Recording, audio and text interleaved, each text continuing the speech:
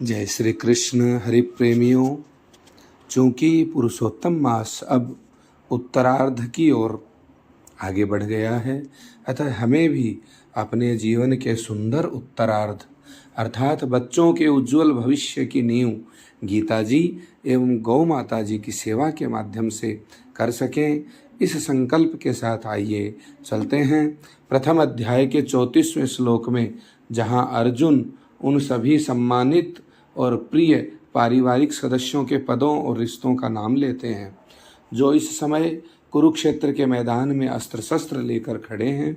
यह श्लोक पिछले 33वें श्लोक के क्रम को ही आगे बढ़ाता है। प्रथमोऽध्यायः चतुर्त्रिंशत्तमः श्लोकः।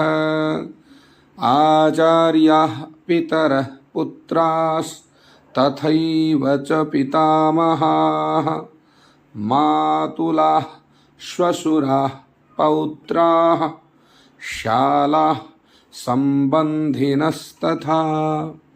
एक एक शब्द का अर्थ। आचार्याः गुरुजन शिक्षक जैसे द्रोणाचार्य कृपाचार्य आदि।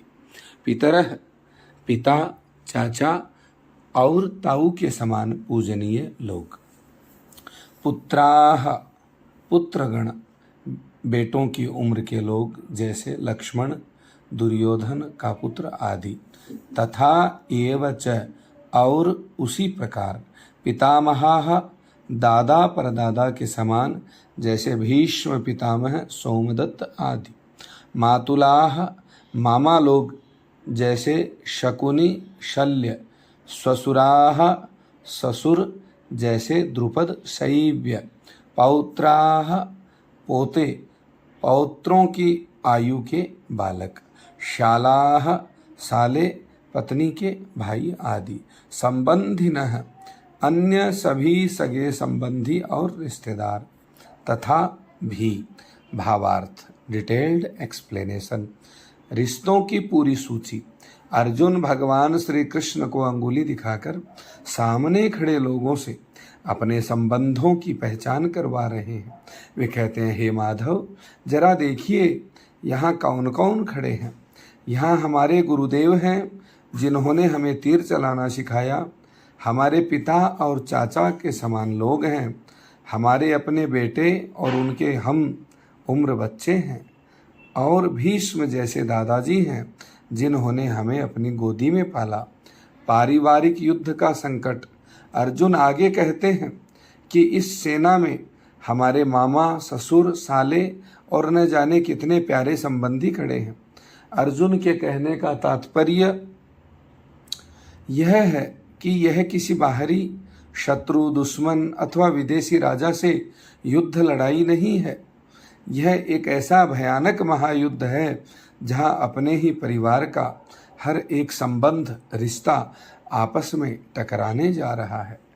मोह का चरम स्तर। अर्जुन का विवेक इस समय पूरी तरह धुंधला हो चुका है। वे मात्र शरीर के संबंधों को देख रहे हैं, आत्मा के सनातन धर्म को नहीं। वे यह भूल गए हैं कि न्याय और धर्म की रक्षा के लिए कभी कभी पापी संबंधियों का भी विरोध करना पड़ता है। बच्चों के लिए सारांश। Summary for kids. प्रिय बच्चों, सोचिए कि आपके घर में कोई बहुत बड़ा उत्सव त्योहार शादी का आयोजन फंक्शन है जहां आपके विद्यालय स्कूल कोचिंग के आचार्य शिक्षक टीचर्स आपके परिजन माता पिता दादा दादी नाना नानी मामा मामी सारे भाई बहन कजन्स आदि इकट्ठा हुए हैं तो कितना आनंद मज़ा आएगा ना। किंतु अर्जुन के सामने आज यही सब लोग खड़े तो हुए हैं किंतु किसी पार्टी कार्यक्रम के लिए नहीं, अपितु एक दूसरे से लड़ने और एक दूसरे के प्राण लेने के लिए। अर्जुन श्री कृष्ण से दुखी होकर के कह रहे हैं, कृष्ण देखो ना, यहाँ मेरे प्यारे गुरुजी, मेरे दादाजी, मेरे मामा और मेरे साले आदि खड़े हुए हैं। मैं इन सब पर तीर कैसे चला दूँ।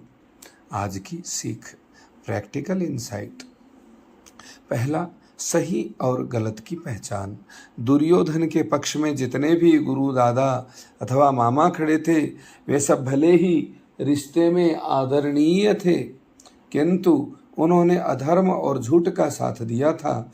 यह श्लोक हमें सिखाता है कि अगर हमारा कोई अपना बहुत प्रिय व्यक्ति भी गलत कार्य में, जैसे चोरी, झूठ, किसी को परेशान करना, अधर्म का साथ दे रहे हों, तो हमें उसके रिश्ते के कारण उसका साथ नहीं देना चाहिए। दूसरा, भावुकता में सही निर्णय न भूलें। संबंधों, रिश्तों का आदर करना बहुत अच्छी बात है, किंतु जब बात सच्चाई और राष्ट्र, देश, समाज, धर्म की रक्षा की हो तो कर्तव्य सर्वदा प्रथमतः अर्थात ऊपर होना चाहिए। ऐसे ही विवेकी गीतामय संदेश को हर सनातनी तक पहुंचाने में आप सबके सत्यनिष्ठ प्रयासों हेतु अभिनंदन पूर्वक नारायण नारायण।